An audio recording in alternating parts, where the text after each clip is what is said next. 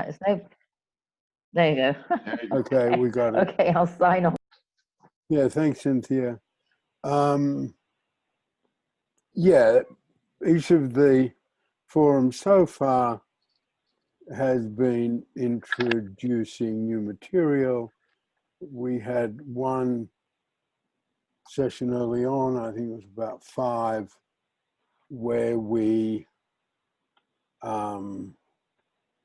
did some revision. But what I want to do with the next 10 is combine, each session is going to combine 2 of the tools, okay? So we're seeing the connection between the tools, and within that way, we're also getting some revision of them. And for people who come in at different times, I think, yeah, it'll be less mysterious. As part of my work, there's always a lot of repetition because it's based on a methodology of tools, and you don't do anything of any significance with any tool unless there's a lot of repetition. It's just the way it is. Interesting. So what I'm doing today is combining the 2 tools of contribution from hurt and passive listening. They are both, I would say, 2 of the 3 elements that I think my work is at this time seen as most characteristic, or in some ways they're the elements that define us in a, I think I would say, in a more radical way than other schools of counseling and psychotherapy. So it's what we're looking at today is contribution from hurt and passive listening.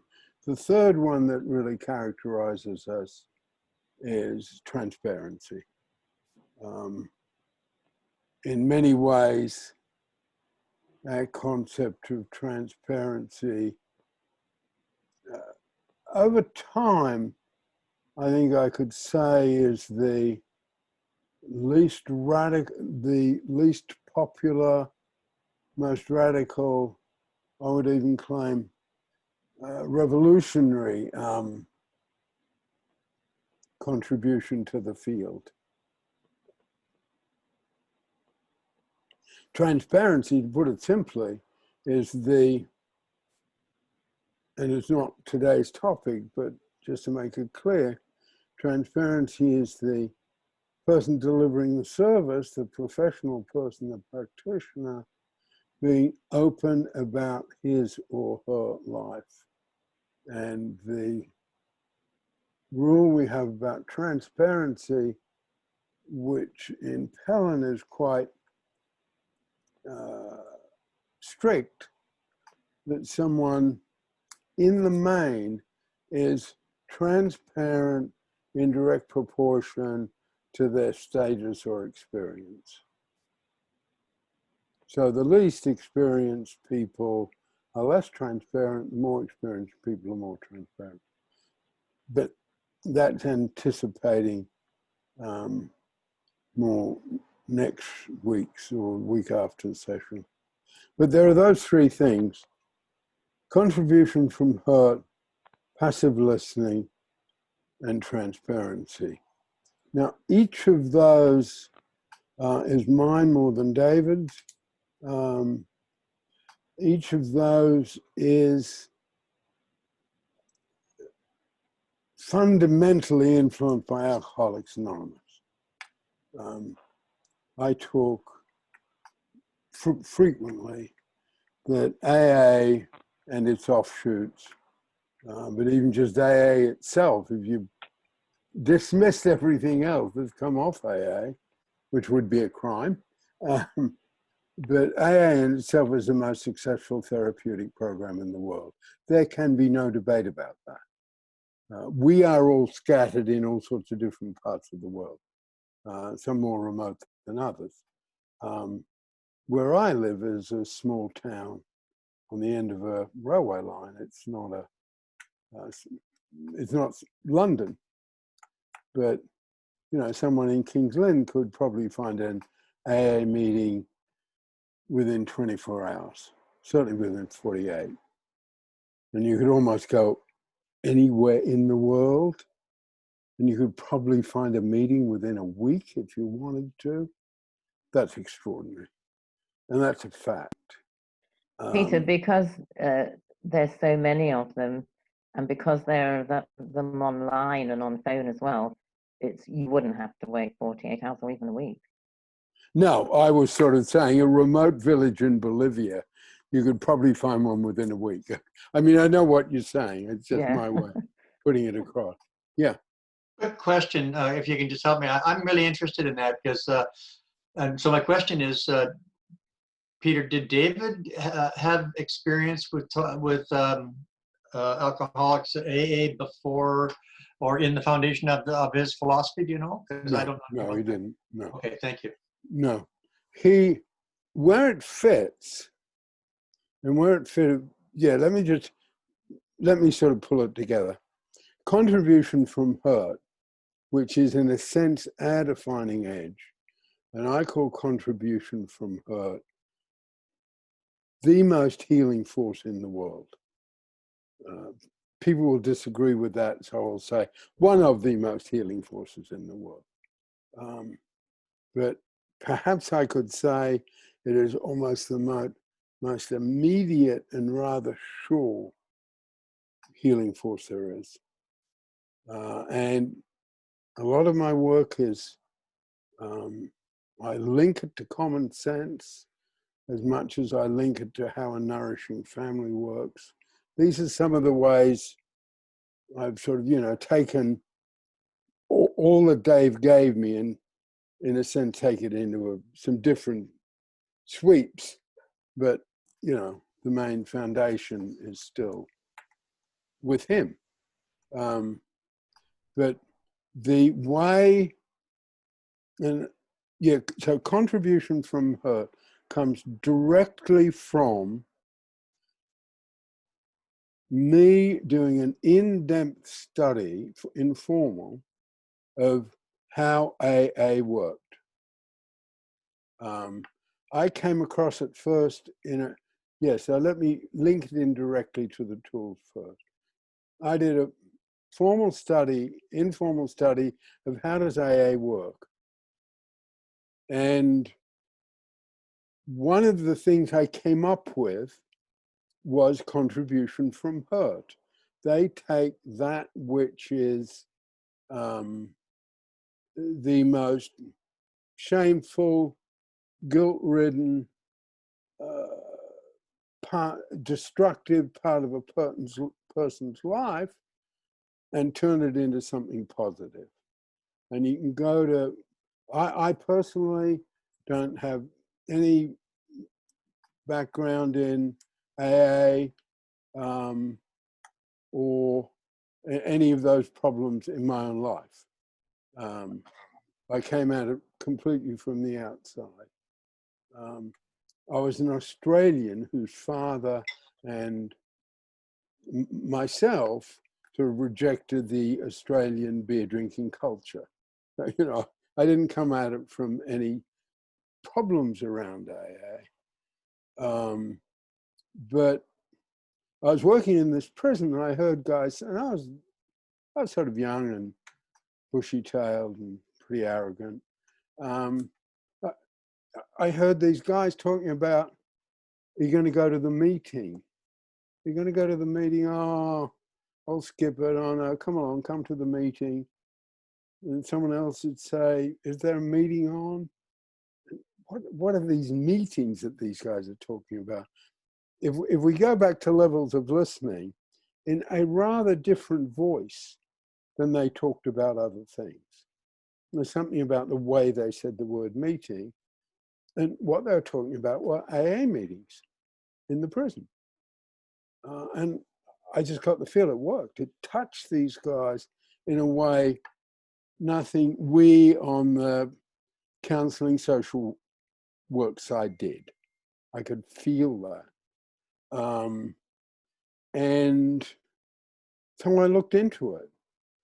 And I don't think I'd even heard about it. I must have somewhere, but it was absolutely new to me. And I saw it worked. So I sort of studied it.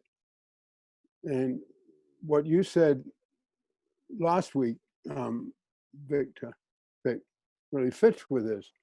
There was a place where it fitted with David, and when I took it to him, and when I took contribution training to him, when I took contribution from her to him, he was sort of interested. You said, hey, wow, okay, that's different.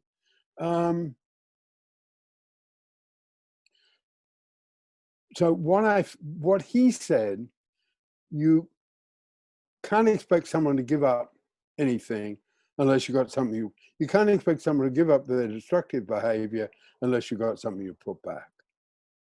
And what I saw is AA put something back.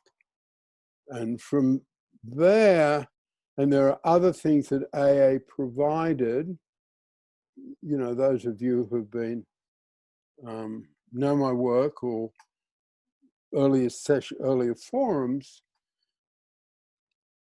you know, AA provided purpose, it provided true rest, and it did this thing that I call contribution from hurt. So in a sense, so what contribution from hurt is taking the stuff in us that is destructive, that is hurtful, that's driving us bonkers and driving those who love and care about us bonkers, and turning it into something positive. And, you know, so I took what AA had and nicked it, okay, and turned it into contribution and turned it into something general. And maybe because I nicked it, I always want to be careful to give my kudos to AA, okay? But in a way, it's straight AA. If you go into any AA meeting, all you got to do is sit there and you can feel what contribution from hurt is about and how healing it is and what contribution from hurt in the main gets us into. This is where the connections between the tools, you know, have a complexity to them. But what contribution from hurt gets us into is the caring life force. Because I'm contributing to you because I'm saying I've been divorced 4 times and they are the most painful times of my life and still affect me today. You know, that's contribution from her, from me to you. But what I did in terms of finding almost the underlying theory or underlying philosophy in AA is I'm making a contribution to you, if anyone's struggling with relationships, by saying I've been divorced 4 times. But you are enabling me to make that contribution. If you weren't there for me to make that contribution, then I'm talking to the wall. So what I talk about in contribution from hurt is the mutuality of contributions. And again, that's straight AA. I've just put some theory on top of it. The way contribution from hurt interfaces with passive listening is contribution from hurt is often it's a hard-edged tool, okay? Even though you know, people here, I know you in a whole lot different ways. It's still, am I going to say that? Am I going, you know, am I going to tell that bit of my history? It's always a pause, let alone a group of people, foster carers, I've not met. And then I'm doing a training course with them. And I make the same statement to them. And even now I'm hesitating in repeating it because it's not easy, you know. But yeah, I've been divorced 4 times. I'm an alcoholic. And I say in my work, it's a personal statement, that the most important statement to me in the therapeutic world is, I'm Bill, I'm an alcoholic. He didn't say, I'm Bill and I'm the founder of this great organization. He says, I'm Bill, I'm an alcoholic.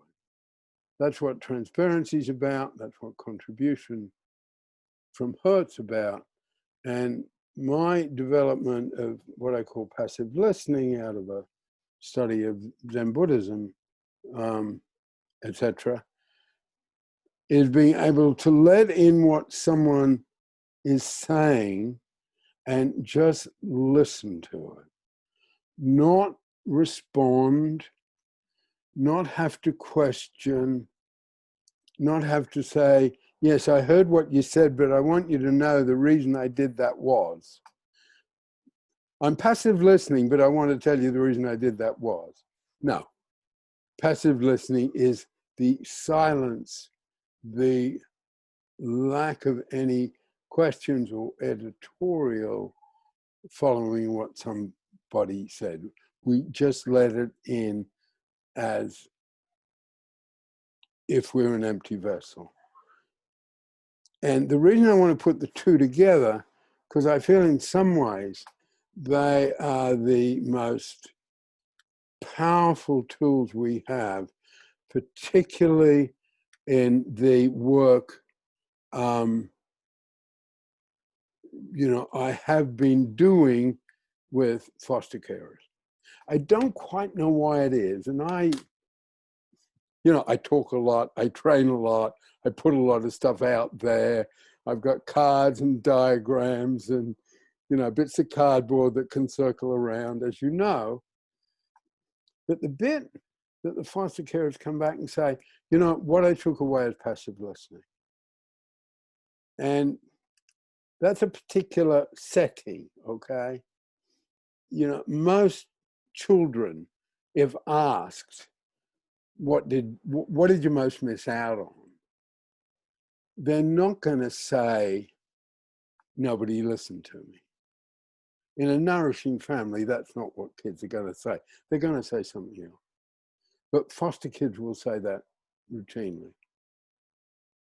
You know, what I feel I wasn't listened to. They'll usually talk about pocket money first. You know, what I miss is I want more pocket money. But that's material life force, by the way. There's a whole lot of ways the life forces work with children, okay? And there's a whole lot of ways the life forces work with children in care. That's for another time. But just for now, and I think what it is, foster carers do contribute from hurt. You know, this part of my work is, both these parts of my work are much easier to teach to foster carers than they are to social workers or psychiatrists. They'll fight me on them. They don't. Well, I do. I'm a good listener, but what I've got to do is provide a diagnosis, and I'm coming along and saying, no, what we all need to do is listen, listen, listen, listen. Okay, there's a time for diagnosis. I don't deny that. I'm not someone who will put diagnosis down, because that's where my reputation took off, because I was a good diagnostician. So, you know, I'm not going to I'm not going to keep those. I'm going to keep those fences mended.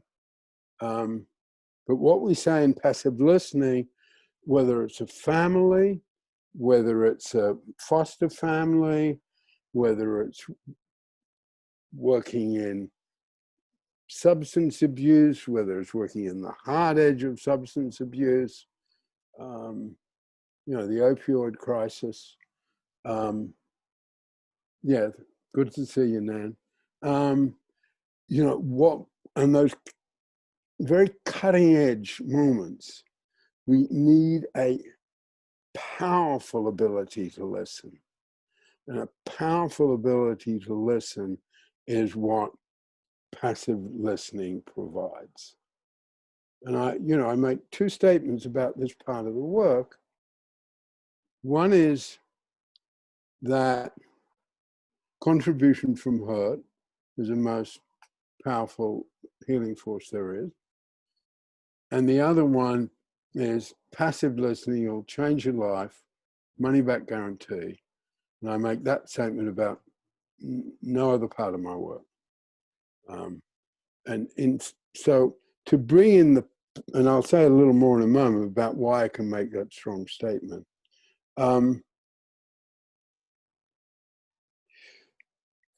Contribution from hurt is so powerful that we need a depth of knowledge about where we're coming from. We really need to understand ourselves. People in, heroin addiction, which I worked in years ago, said, you can't really help someone else until you're 2 years clean. It's a contribution from hurt's a particular thing. It's a power which can take us over in a way that we can be unrealistic, get very egocentric about it. Passive listening slows that all down. And to link passive listening to David, passive listening is the middle of the pendulum.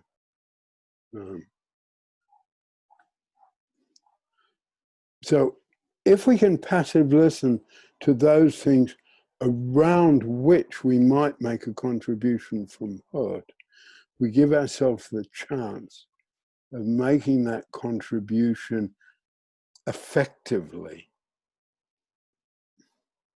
Because, yes, I don't want to, there'll be more about how transparency fits in there another time, but I want to try and keep a bit focused.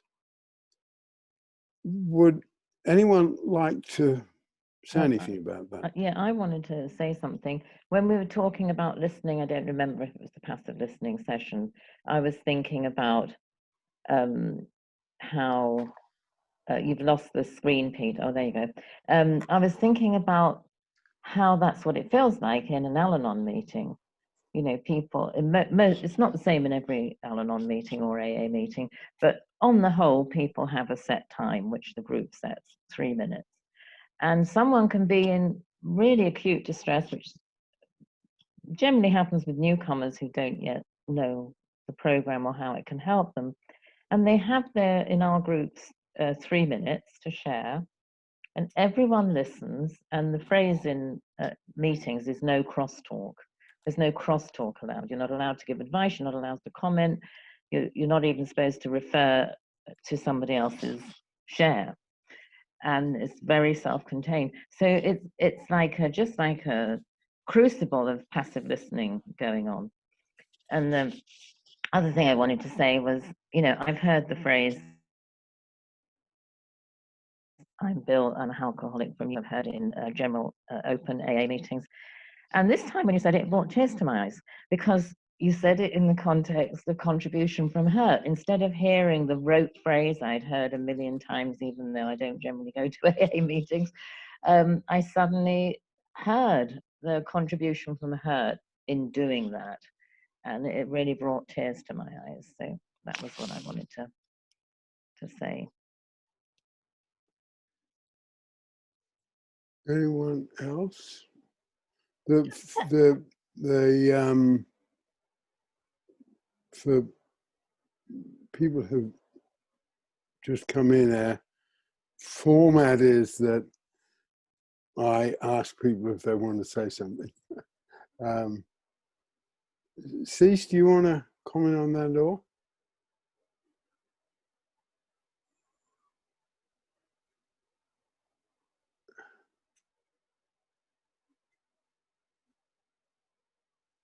Oops.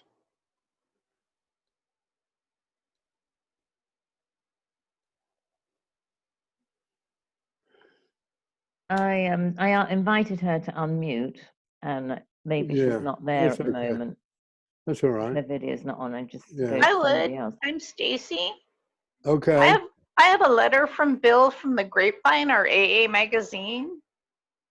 And Bill kind of wrote about contribution from hurt. He wrote about, I think that many oldsters who have put our booze cure to the severe but successful test still find that we often lack emotional sobriety, being in the middle of the pendulum.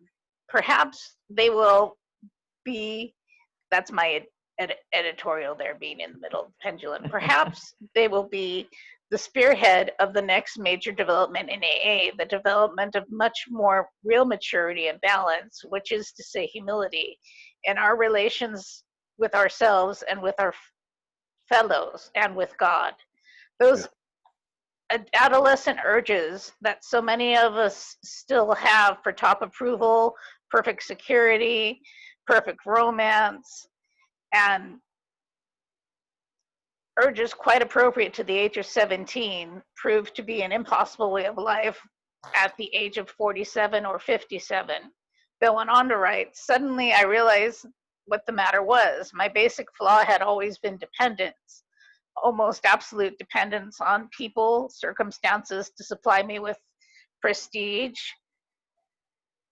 and the like. Feeling to get these things according to my perfectionistic desires and specification, I fought for them, and when defeat came, so did my depression.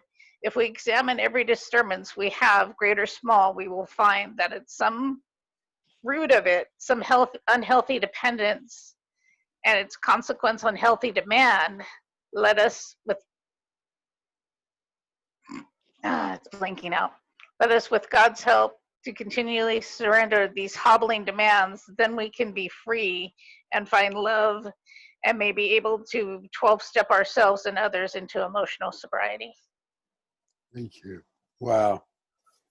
That's terrific. You just totally underlined why it's a good idea to record these, because it's terrific to have that recorded. Thank you so much. Yep. Cynthia, do you want to say something about this? I guess I'm just following that lovely statement. I was Yeah, just terrific. thinking about my, I was sort of, I mean, I'm not a social worker, I'm an astrologer, so I have a little different way, but I was just involved in one of the groups in this whole discussion about, you know, how much do you listen to your client and how much do you just focus on the chart, and there's reasons for both, but because you want to be getting the information from astrology and not by accidentally picking it up from people, but it was this discussion, and and I'm not real sure where I'm going with it, but and this may seem kind of off base, and I don't know if it's relevant to anybody, but one of the things that I sometimes do, it's I almost passive listen to I do some of the best work when I almost passively listen to astrological chart. I mean, I have a format, but sometimes I just say, okay, what does the chart have to tell me? And then it passes listening to I mean, I don't know, I'm not sure where I'm going, but it's just my mind has been thinking about things for my own practice. Mm. Vic. Well, it's been interesting to me to listen to this for the time warp part of it because it's putting me back in the activator unit. I'm remembering being there with Dave, and I'll go back to that in a minute. But it's also connecting very powerfully with, and other people that were here at the beginning will understand this. It's connecting very powerfully with someone I'm trying to help and minister to right now that has a catastrophe in their life. So saying that, I'll repeat something I said in one of the previous sessions that connects with everything that everybody has said and what Peter has said, what Mary has said, what everyone has said. And that is that if I were to look at, at being in the activator unit as and you mentioned that, and from that statement of Stacy, the business of being a teenager at 30 or 40, and I was 22 when I was in the activator unit. And if I were looking back on it now and trying to understand it, and of course I've been through many years of trying to look back and understand it, including writing this article. Why did I write the article? As I'm trying to understand what happened with David. It was such a tremendous thing. And I look back on it now, and being in the activator unit, to me, and this is connecting with this 12 steps you've just shared to all of you, it basically made it okay to be hurt. In other words, you're hurt. Oh, welcome. You're a human being. All human beings are hurt. And probably all human beings find it difficult to talk about their hurt. It's very difficult to talk about your hurt. Who you're talking to, are they going to judge you? And that's why we have these principles of not judging and the passive listening and everything else. But one of the things that the unit did for me is I was a very, very hurt person. There was a lot of stuff, of big wounds, and in the unit, you're hurt. Everybody, it wasn't exactly stand around and confess, but your hurt basically became known. And Peter will remember this. Your hurt generally sort of became known, and it became okay to be hurt because David was showing us, his motto was show me. David was showing us how you're going to make something positive and healing out of that hurt, Now, the next thing I thought about after that was this, and it's very important to me right now. Because of what Stacy shared from what you've all just shared, and that is that, and correct me if I'm wrong, I'm going to make a statement now, right now, and maybe I'm learning here, and I'd like to hear your feedback, and that is, you can't learn from your hurt until you acknowledge it. Without acknowledgement of the hurt, there's, people go around carrying their hurt all their life, they're shaping their behavior. What hurt? I don't have any hurt, right? And so until we acknowledge the hurt in some context, we can't benefit from it and heal from it. And then I think Stacy, in what she was reading there was something about, letting it go. And you can't let something go until you acknowledge it's there. There has to be this acknowledgement. And I wonder if that is a connection both with David Pellin and the experience of the activators, and with what Peter has done, this contribution from hurt. And then and the 12 steps. I really appreciate Peter sharing that 12-step perspective. I had not heard that before. So I'm thinking that, the thought that I'm having right now, please forgive me for taking so long here. This is quite important to me, but you can't let something go, and you can't learn from it and let it go until you acknowledge. The acknowledgement has to happen. And I'll just close by, and this is a little bit far out, but it's kind of interesting. I'm reading literature about the ancient prophet of God called Enoch in the ancient world.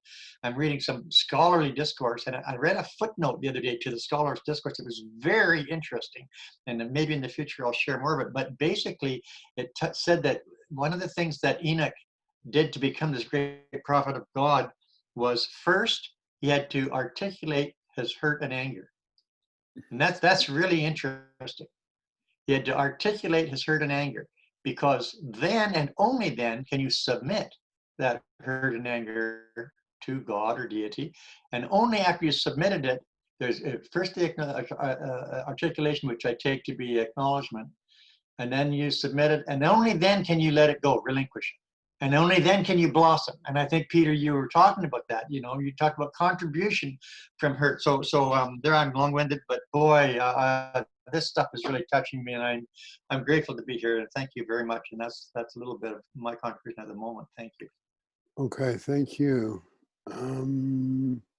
Nikki?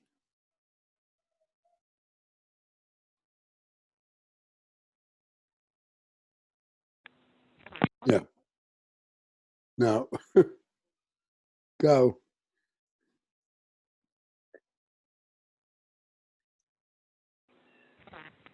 Hello? Yeah. Can you hear me now? Yeah, you're Okay. there. I suddenly remembered how to unmute myself, and Mary might have unmuted me at the same minute, and then we cancelled each other out, I think. I was just having a thought about the thing, the 12-step thing about, no feedback, no advice giving, no crosstalk, that bit that happens in 12-step meetings. And I've in recent years gone to Codependence Anonymous, and it's kind of not a big deal for me, but I go for the structure and the safe sharing place, and because it's really convenient to me, not at the moment. But what I wanted to get back to is, I mean, it feels like another lifetime ago now. It was so long ago that all through my 30s, I went to a 12-step meeting on a really heavy thing. So it meant really, people with really, really heavy issues went there, and there'd often be only 2 or 3 of us. And I kept going to that because it was, it meant I became an expert on abuse. But the reason I felt like I had a little excuse, a little key in the door that I was allowed to be, that it applied to me. But actually the reason I went, after I realized how good it was for the safety of the place, to just say whatever you needed to say, absolutely anything, because of the safety of the rule, no feedback, no advice giving, no crosstalk. I mean, I just saw other people getting more sane who just came along. And for myself, it's hard to realize now, but as a kid, I didn't speak hardly at all. And I think these days I'd have been labeled selective mutism. There were good reasons for that. And it just simply meant that when I grew up, I was just really rusty at speaking English, and I didn't have another language. And I feel I've got, apart from when I'm talking about this, I've got a really good flow of communication now. And just the safety of going once a week to share for my 5 or 10 minutes, whatever it was. I guess we might have had 20 minutes sometimes because there were so few of us, to just say and have that safe guarantee of nobody is going to say anything. Now, nobody was trained, so it doesn't mean anybody was passive listening, but I was aware, I didn't care if nobody was actually able to hear what I was saying, because they were there with their humanity, interrupting or telling me I was wrong or coming in with their own ideas. There was just a safe space. Anyway, I credit that with why I can communicate. So that's what I wanted to say.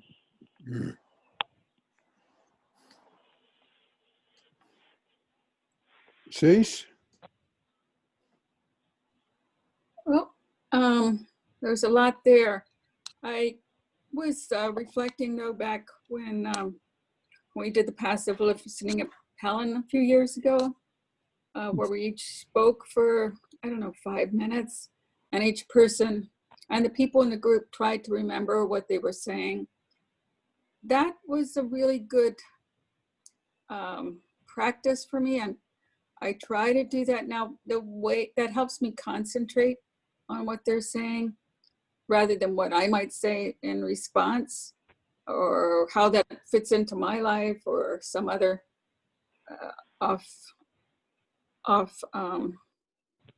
response. So I've been trying to do that a little bit today as people talk, is try to remember what they said, what was going on for them. And it's really, I think as somebody was saying, it's a way to connect more personally with someone if I'm really listening deeply to what they're saying. So this is reminding me that I want to continue with that practice. it was really profound. And then people, oh, and then I think later you had people go around and say what they remembered about each person, which was also really important. And I think we could correct it if it was off. I can't remember that part. But it was a really good exercise that I'd like to continue. Okay. Thanks. A few years ago, I like that. I like that. I like a few years ago. Elizabeth in Ann Arbor, do you want to say anything?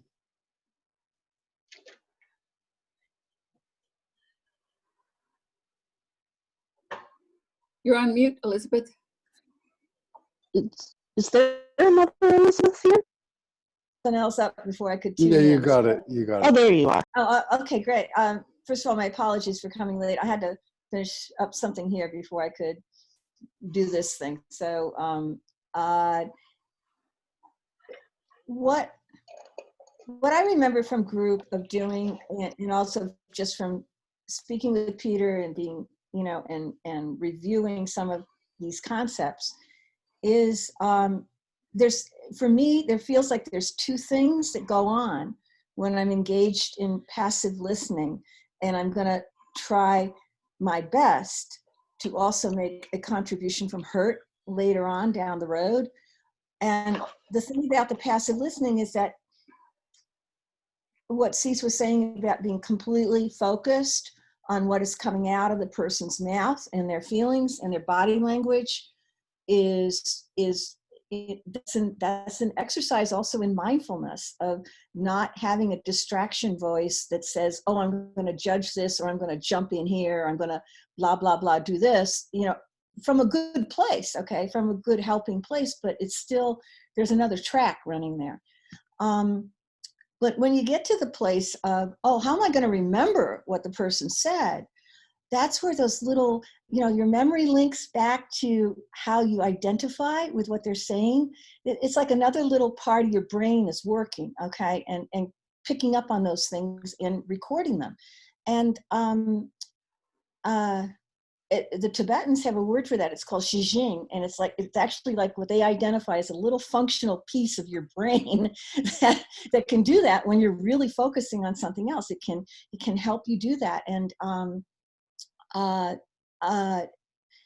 it's a real practice. It is really hard to do that. It is hard to remember and connect with what a person is saying without jumping in and saying, oh yeah, you know, like, or have you tried this, or whatever it is, right? So this is really helpful. I mean, Cease, I just heard what you said, but it really just made me think about this. It is quite challenging not to offer a solution. It's really challenging. Just to say something, when I said passive listening will change your life, money back guarantee, and I really believe that. But I want to take anything esoteric away from that. Now, if you go to the gym every day, it'll change your life.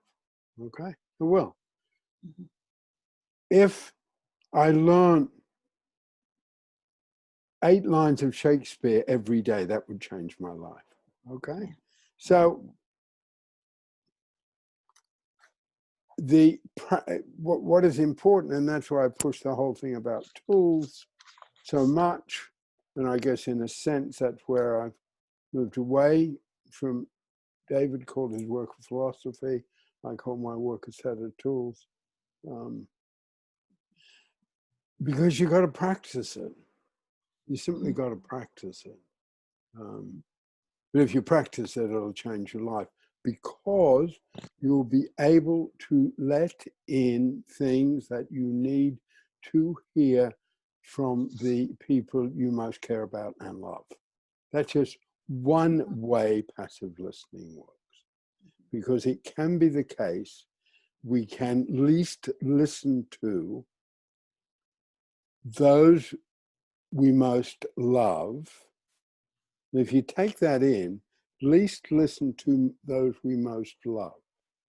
It's a big statement because so much of our needs are tied up with them. And just to, repeat what we've covered before here, we start off being able to passive listen. We start off being genius listeners. Little ones will learn. But there's nothing getting in the way. In a sense, if we talk about passive listening being, an empty vessel or a blank screen. As our life develops, we develop opinions, emotional strengths and weaknesses, and then just those three things, opinions, emotional strengths and weaknesses, cut out our listening. So as we grow and mature, listening ability in some ways fundamentally decreases. That's a radical statement, okay? We could debate it, etc. But that's just the background to why I make such strong statements about passive listening. Nan, do you want to say anything?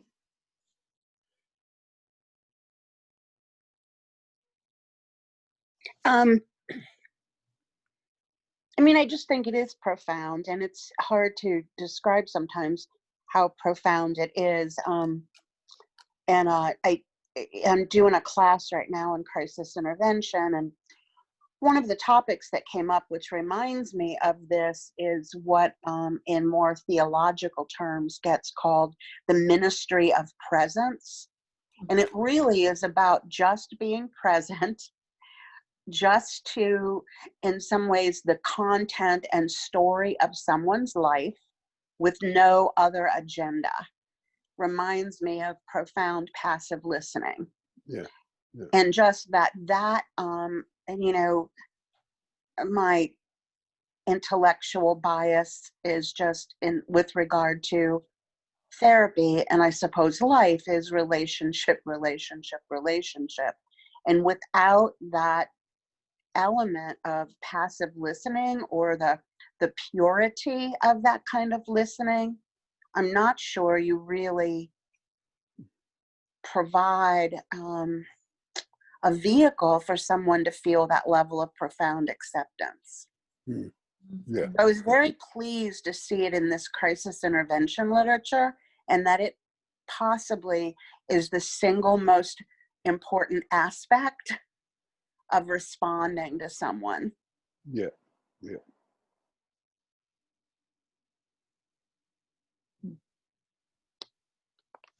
And I'm fine contributing from hurt until my own story flashes back in my head. And then I'm lost. So I'm very careful about some transparency, because sometimes telling the story on some topics like sexual trauma pulls me back into it. So I just kind of balance what I'm transparent about based kind of on the level of my personhood for the day. Yeah, and that's, as we get, if you remember, those decisions, how much to be transparent, how much not, is about the pendulum, and is about, if you remember, a few weeks back, we talked about evaluating in terms of hurt and purpose. Absolutely. And that's where I say these things are about tools. So I talk a lot about passive listening, and I make my claims about passive listening and change your life and all of that. But if you were working in some areas, if, say, you are working with young people or adults about sexual abuse, you teach passive listening in a completely different way than I've taught it. Because one of the things that passive listening is giving up control at that moment. And some areas, you don't want to encourage people to give up control. You want to encourage them to go through the process so they have a great deal of control. So That's very insightful. Yeah. and that's why I say over and over again, it's tools. And some of my examples are a bit repetitious over decades, right? Some of you have heard it before, but someone's got a problem with their music system, and someone says, "Oh, I really know about music systems, and I've got my hammer and chisel here, and I'll come in and have a look at your music system." No, that tool is not appropriate to that situation. It might need a delicate computer program or a little screwdriver, but it's not going to need a hammer and chisel, that's for sure. So, in some situations, some of the tools are just not appropriate, not useful. And so there's a selectivity. And if you remember when I talked about evaluating in terms of hurt and purpose being our bottom line, we'll be going over that again because that's complex material. And, for those of who, like me and Vic, who got the privilege of going back to the source, is what David called evaluation strata. It's part of the material. It's called strata. That's for another time.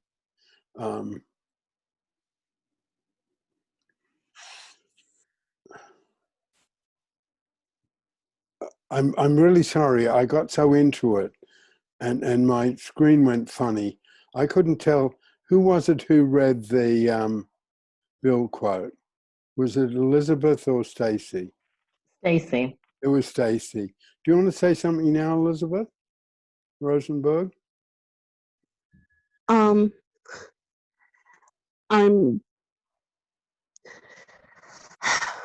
Don't have to if you don't want. Yeah. Where I'm at right now, I'm aware I'm not very good at passive listening right at the moment because there's a lot of internal noise this morning. Yeah. We had my daughter's class meeting went wrong, and I've been dealing with that partially while my video was off. So that's where I'm at. Yeah. And I appreciate you saying that because, passive listening is,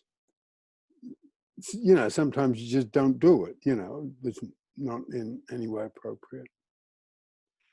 I just wanted to say that in relation to what Elizabeth said, it's a good example of how you can unconsciously contribute from hurt, because there could be somebody else in the forum today that's going, I'm really not taking this in, my head's full of so much.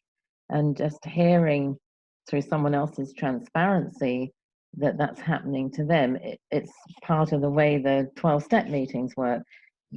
You hear people's difficulties, to move to 12-step meetings now, you hear people's difficulties and it gives you that self-acceptance if you experience or have experienced something similar, and it just creates this space in which there's this non-deliberate communication from hurt. People don't say something in their honesty to try and contribute from hurt. It just comes naturally in the action of doing it. And something I think was in what Victor said, I think, so somebody said something, Nikki, about watching people get healthy. It's so, contribution from hurt and passive listening in 12-step meetings is just mind-blowing. You see people arrive and have disjointed speech and they can't finish their sentence because they, as their story comes out, you hear so much trauma there, it's affected their whole ability to express themselves. And when they keep coming, that same person a year or so later, I mean, because it takes a while when there's profound disturbance from trauma, just from going to meetings and not necessarily having the support of a therapist, you hear that same person tell their story or tell how they're feeling that day in a consecutive, insightful flow that where you can just it's like watching a completely different person. Cease. Yep. I wanted to say, Elizabeth, I really appreciate what you did before. It's a good model for me. Sometimes I have people who are talking about something and I'm in my own world, I'm dealing with some things. And I appreciated that you told us what was going on. And sometimes I don't do that. And I, what do I say? I might try to look like I'm interested, but I'm just too full of this other stuff. And I think it would be more real for me to let them know this isn't a topic I can talk about right now. This isn't a subject that I can really be open to hearing right now. So it was a nice model for me. Thank you. Yeah, because in both these, and particularly in, did I cut you off, C? Sorry. No, but it looked like Elizabeth started to say something. Yeah, sure. I was just saying thank you. Oh, okay, thank you. Yeah. Yeah, I think in terms of transparency, okay, and in terms of the life forces, you know, I guess I have my caring life force. I don't have the circles on this table. Yeah, my caring life force can come in and sort of dominate and cuts out performance life force. Sorry, this is a bit rigmarole, but at times it's harder to claim my material than to present David's material. Okay. If I had more performance life force, yeah.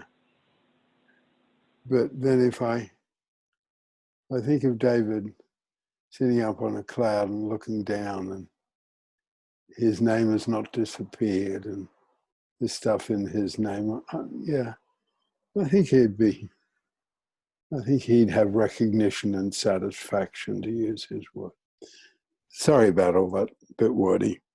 But I feel within passive listening, so many of the values of our work, okay, including the political values of our work, and where it came from was, you know, those years, and there are probably 4 of them, when I was doing all the diagnostic, what we call treatment plans for this particular prison.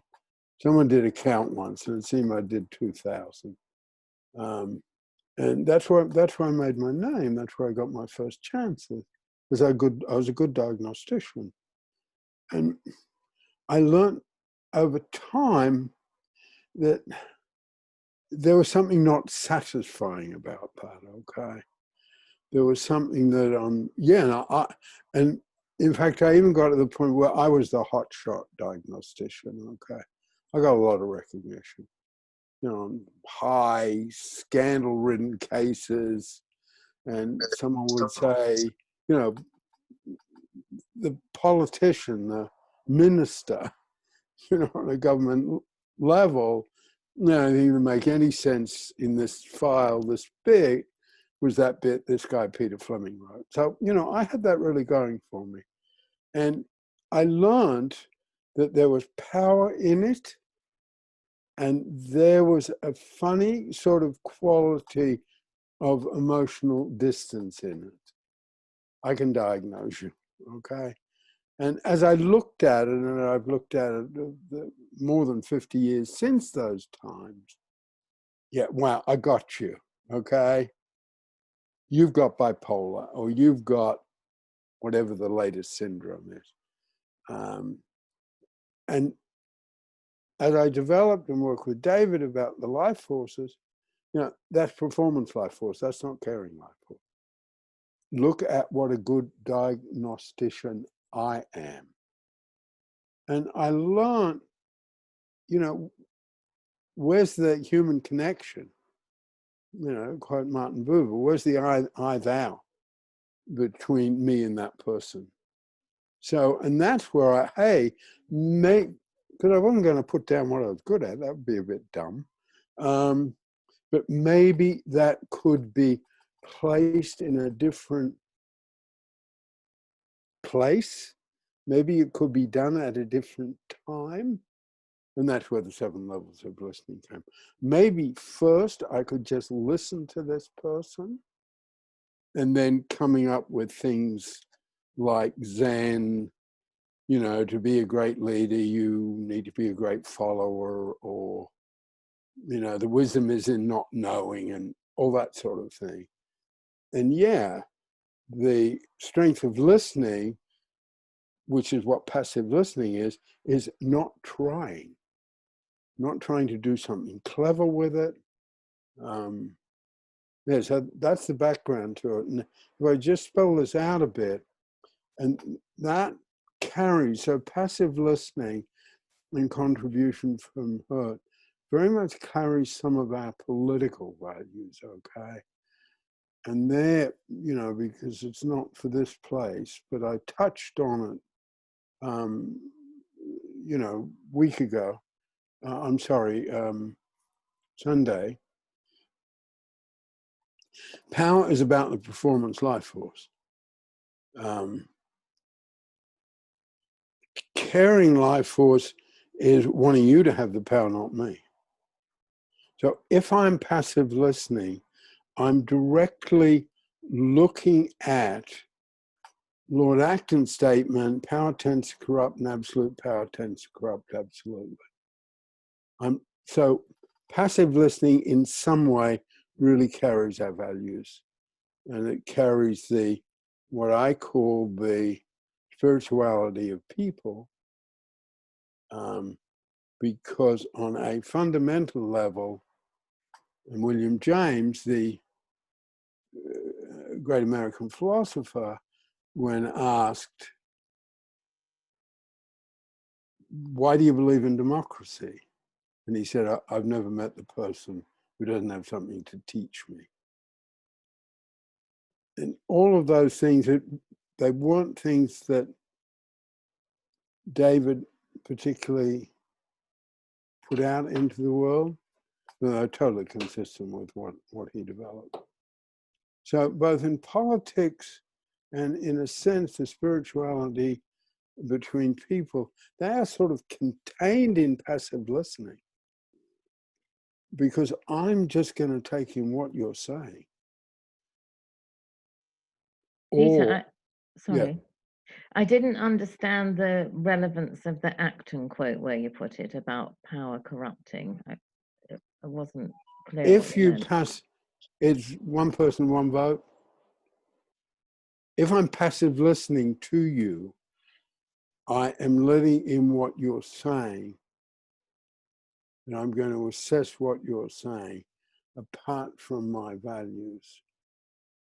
When power corrupts, it's the emperor with no clothes. Always. You know, I'm only looking at me, and you better be careful if you think I'm going to listen to you, because I'll destroy you. So passive listening contains the values of it. And of course, they relate fundamentally, because in terms of power tends to corrupt and absolute power tends to corrupt absolutely, I mean, the biggest thing we contribute in there is transparency. And that's where the biggest thing is, I'm Bill, I'm an alcoholic, I'm just the same as you. I mean, he could have claimed all sorts of power, and we've given him all sorts of power. He didn't claim it. Can I just share a little Yeah. story about R.D. Laing that Yeah. he has in a preface to one of his books? I think it's The Divided Self. He said, when I was a new young psychiatrist, I'm paraphrasing, of course, but when I was a new young psychiatrist, I found it very puzzling when I was in a room with the people that all the other psychiatrists had given all these exotic diagnoses and labels to. And he said, I couldn't see any evidence of these strange behaviors because I was just listening to them as human beings, something along those lines. Yeah. No, my work came from that same times. Yeah. Can I just say that in the overall pattern of the time we've had like a really deep conversation about passive listening, and I feel that we haven't said so much about contribution. And right at the beginning, you said contribution from hurt was about the caring life force. I just wanted to throw that in because in this context it is. Just wanted to, in case it was something else you wanted or well, could or wanted to I'd add. want to be careful about that because contribution from hurt is not necessarily the caring life force. Lincoln's contribution from hurt wasn't the caring life force at all. But there's a sliver of it there. If we contribute from hurt, just the same as we will be contained and disciplined around power if we're about to do bad things with it. If we're contributing from hurt, it will tend to put us in touch with our caring life force because we're connecting with someone. But I would be the last person to say, and this is, I feel, huge, I want to use that word, huge sophistication in David Pallen's mind. Him and me, if I can put it that way for a moment, would be the last person to say, the most significant contributions are from the caring life force. We're not saying that at all. And as we've looked at, over the last 2 or 3 weeks, so the contribution from hurt, say a Barack, is all about the performance life force. It's got that sliver of caring life force, which makes him great. But, he's all that stuff in his past about his dad. Yeah. Elizabeth. Victor was trying to say something, Peter. Yeah, okay. Victor and then Elizabeth. To get in, you got to be able to mute quickly. Yeah. All right. Again, this is so powerful. It's hard for me to, where do I start, right? I remember sitting in the activator unit and I remember many things David said. And I remember something, I'll throw out something that he said and then I'll backtrack a little bit connected with this and Peter will remember perhaps. But I remember David saying, when he talked about awareness, I remember him saying at one time, how strong is your awareness? And I remember, it kind of took me back and I thought, strength? Strength doesn't have anything to do with awareness. Like what's the connection, right? Because as a 22-year-old hormone-driven male, I thought of strength in different ways than quiet awareness, right? And he said, how strong is your awareness? And now when I reflect on that, I connect that with what Peter or Mary or both of you said about the strength of listening. And what I'm wondering here is, this is incredible to me. When I think about this, as I say, I've said several times about in the activator unit, hurt you know, it was okay to be hurt. I mean, that was a big deal when you really think about it, because I think people conceal their hurt. As I've listened, and I loved hearing Lord Acton be quoted, because I've gone through, you know, a divorce, and I've heard this feedback from my kids of, you know, what an ass I was, because you know, instead of saying my name is Vic and I'm an alcoholic, I could say my name is Vic and I'm really good with words, which is the truth. And the fact is, you know, what people do is they take something they're good at, and Peter, you said this. You said, you know, as we grow and develop in this world, and we meet all these degree requirements and everything, our passive listening goes down. You know, and this whole business of all of that, because Pelham had no qualifications. Here was this man, you know, turning the tide and making this incredible environment of change, and he didn't have any degrees, right? But he could talk to us about our hurt, which was was. Now I'm thinking that there's a deep connection between contribution from hurt. So how are you going to make the contribution from hurt if you don't acknowledge the hurt? If you don't acknowledge the hurt, how are you going to make a contribution from hurt? And if you don't acknowledge your hurt, you might make a contribution in some other way that ultimately is not satisfying and is not as effective because it's not you. So, and I'm thinking each person's hurt is highly individualized and difficult to speak about. And that's where David used the word. I mean, the ultimate was the last two lectures, which was on purpose and on awareness. When he talked about awareness, it was stunning because he had it. And I'm assuming, and Peter, I really, you know, acknowledge you as this tremendous person that you are, because you have carried on. And I wanted to say a few minutes ago, when you really touched me when you talked about David sitting up there in a harp looking down on us, you know, make no mistake, I'm convinced that David is aware. And I know that's pretty mystical, but I'm speaking from my experience of this man who touched me. So I'm thinking that strength of listening, how strong is your awareness, that this connects very deeply with contribution from hurt, because I'm thinking now you're not going to make your contribution unless you acknowledge your hurt, because your contribution grows out of your hurt, and your hurt is highly individualized. Does that make sense? And unless you, and you mentioned self-knowledge, unless you get that, and that's what was the great thing about David Pelham to me. This is a man, in my opinion, who went into the darkness. Look, the last time almost that I saw him, he held out his arm. You know, when we were talking, if you read my essay, he held out his arm with two big long scars on his arm. He said, you see, I was a fool once too. So he had gone into the darkness of his life, and he came back with understanding. And then he was giving that to us.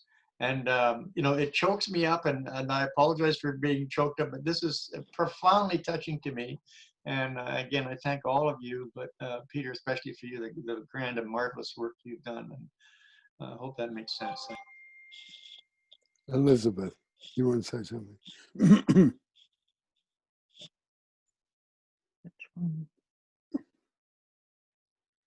You have to unmute. You got it. Oh, okay. I'm good. You can hear me? Yeah. Okay, great. For Victor, it's so wonderful to hear more stories about David. It's just great. I mean, never met him. I was very close with Valerie Angel, for many years. I mean, I'm still in touch with her. Okay, she's an Aussie now, right? But she's in Austin, Australia. She's outside Melbourne. Yeah. Mount Eliza, actually. You know, and there's other folks from that period that I'm still in touch with, you know, who had the privilege of knowing David. So it's just really, it's really nice to meet another person who knew David, right?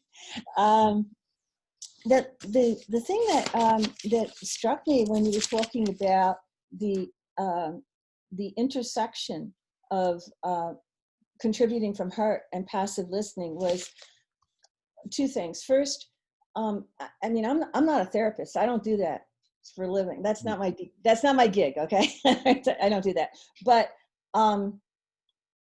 I've been in therapy for probably over half my life. All right. So what I appreciate in a therapist is the ability to balance their performance needs with their caring needs. And by that, I mean, a good therapist for me is a person who assumes the responsibility.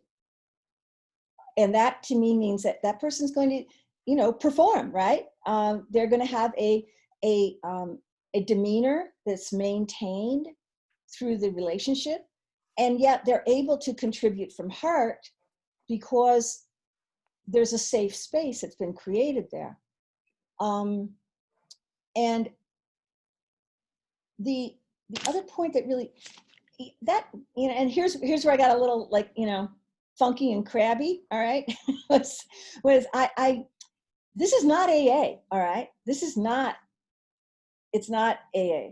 And so there's some very strong similarities, but one of the dissimilarities in my mind is there's not you cannot create a false equivalency between the person who is in the group and the person who is leading the group.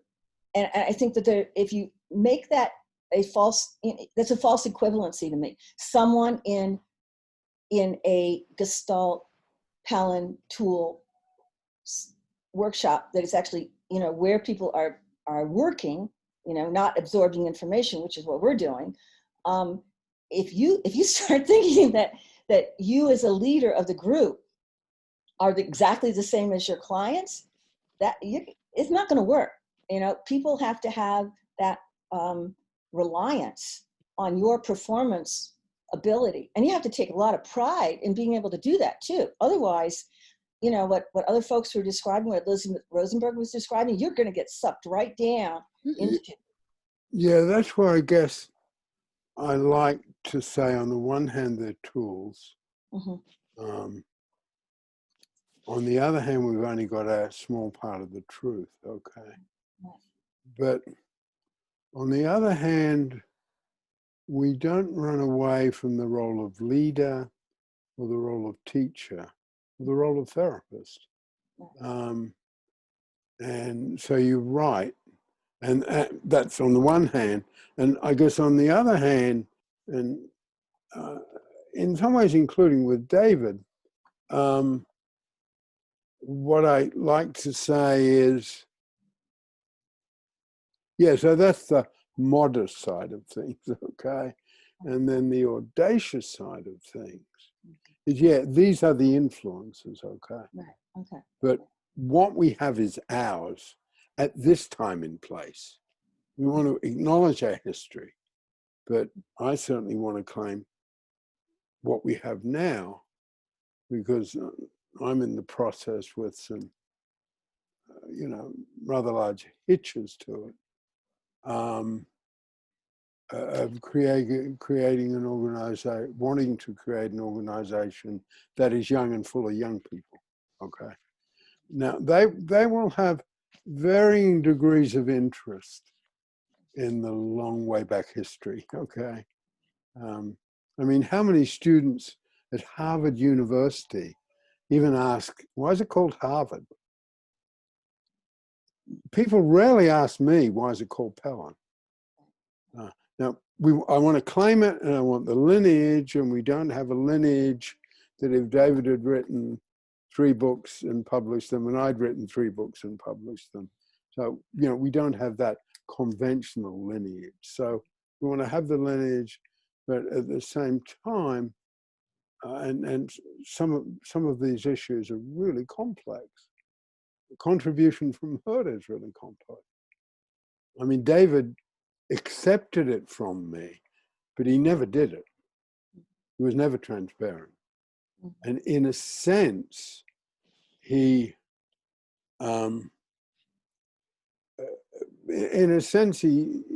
had almost a preponderance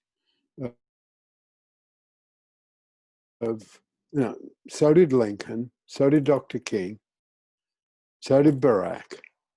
So the way, and you know, Dr. King amongst them, you know, total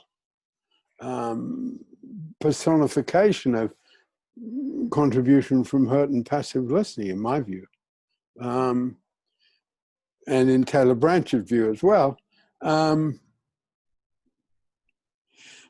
So what we're looking at is something really complex, okay?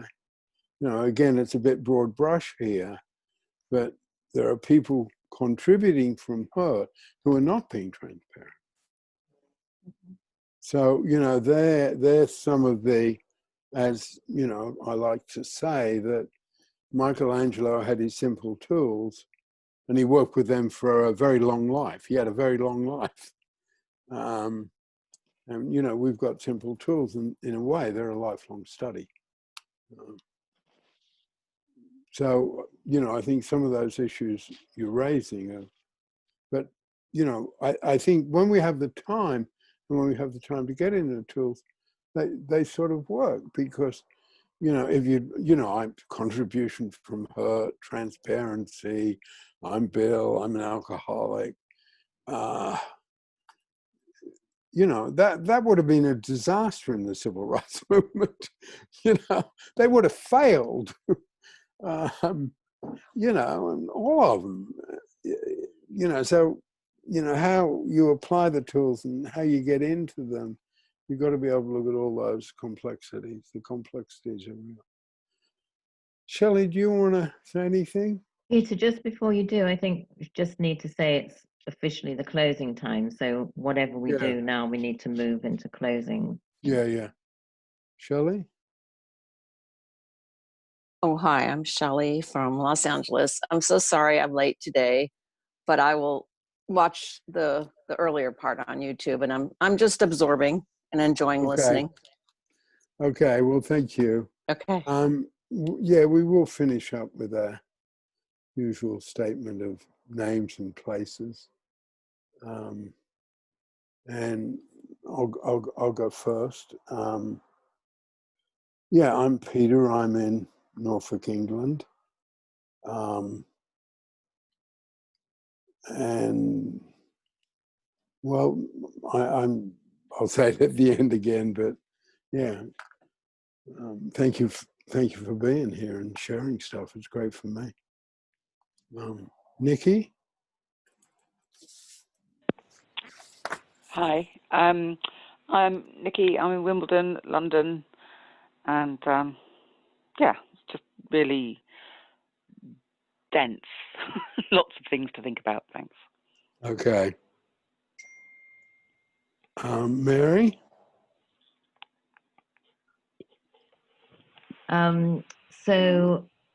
Yeah, I'm Mary. I'm in Rosarito, Mexico, although I usually live in the mountains outside Los Angeles. And I've always loved it whenever connections between tools come up. So it's been very rich and wonderful for me today. Thank you. Okay. Vic? Yeah, I'm Vic Flagg. I'm in Abbotsford, British Columbia, and now out of Vancouver. Deeply, deeply touched by everything that everyone said. This is a profound experience for me. I'm grateful to you all, and I look forward to coming back again. Thank you very much. Okay, Stacy? I'm Stacy from Las Vegas, Nevada, and thank you for sharing and connecting the tools today. Okay. Elizabeth in the Midwest? Elizabeth, Ann Arbor, Michigan, in the States. And this continues to be great. I really like the connection stuff between different tools. Very helpful. Okay, Cease? Ditto on what everybody else is saying. Yeah, there's a lot to, I want to listen to the on YouTube as well. So it helps to listen again for me. Thank you. Thank you.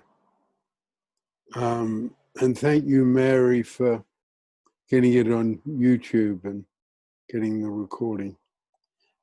Elizabeth, other Elizabeth? Hi, I'm Elizabeth. I'm from Eugene, Oregon, and I'm finding the connections really exciting and interesting. Okay, Cynthia. I'm Cynthia. I am from Kankakee, Illinois, and it's a little bit south of Chicago. Yeah, I just wanted to just say, I mean, this has been, as always, this has been very interesting. It's given me a lot to think about. But I had an experience yesterday that could have ended up being awful, but because I was consciously looking at thinking of the pendulum, and doing something, it turned out, and doing some passive listening and not, it ended up turning okay. I mean, it ended up, actually ended up having a good conversation with the person who, afterwards. So, so I'm real grateful, and this has been so helpful for me. Thank you. Okay, well, thank you all. Yeah, thank you all for being here. And we'll be back here on Sunday. Watch this space. Thank you all. Okay. Bye-bye. Thank you. Thank you. Bye-bye. Bye-bye. Thank you. Bye. Bye. Thank you. All right, I'll stop the recording now. Bye. Thank you. Bye-bye.